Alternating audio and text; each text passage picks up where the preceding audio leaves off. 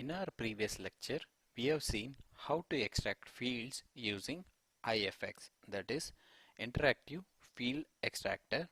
And now let us see one more method of field extracting, that is using rex and regex commands, which is available as part of your search commands. And these are commands that you can use as part of your search query. The fields might be gone once your search query is changed, and that is one of the major benefits of Splunk. That is, nothing is permanent in Splunk. Anything you can create and destroy, like fields, alerts, reports and dashboards, which as an admin will give you major benefits of creating these objects and can be dropped if these are not adding any value and start from the scratch again. And also we will see as part of our lab exercise how to extract the fields using rex and regex and how we can make them permanent using props and transforms.conf. If we go to our search it, so this is our search it. So this is the basic practice I follow. I have access log, let's say, and out of this, let's assume we are not parsing the logs. Splunk is not able to understand these logs and it looks something like this. We don't have any information and I need this IP address information to be shown up here or any of these fields. What I'll do, I regularly use a website called rubular.com for practicing my regex on my test data or sample data, you can call it as. Here there is a quick reference which can give you a good idea on how to use regex or rex. So here I'll be using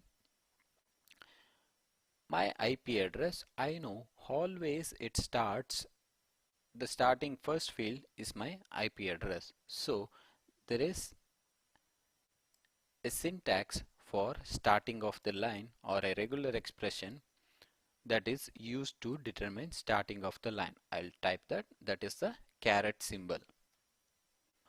As you can see, I have not matched any condition. I have just mentioned my field comes at the beginning of the line.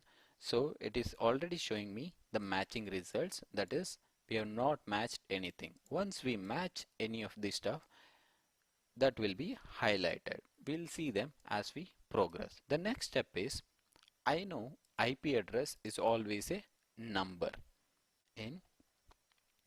So what I'll do, I'll look for a digit, that is /\d.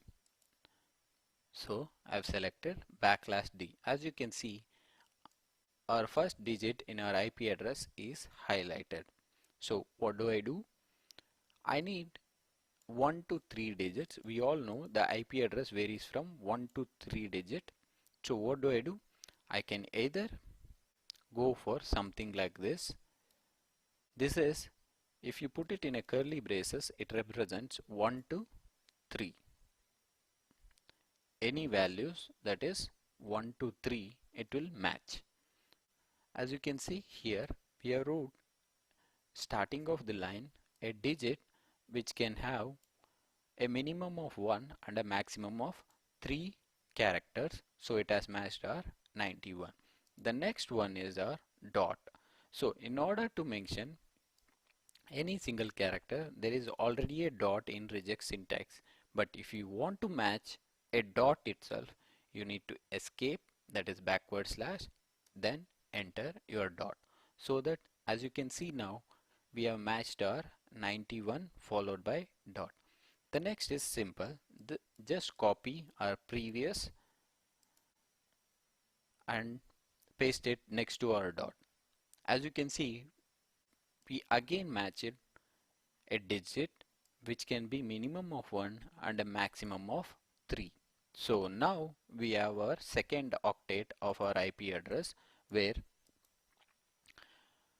we need to match the rest of the stuff. So what I'll do, I'll just copy the complete with a dot so that I know after the second it will be the next dot. So here, as you can see, we have successfully masked our IP address, which is our primary focus of interest. So how do you add this as a field?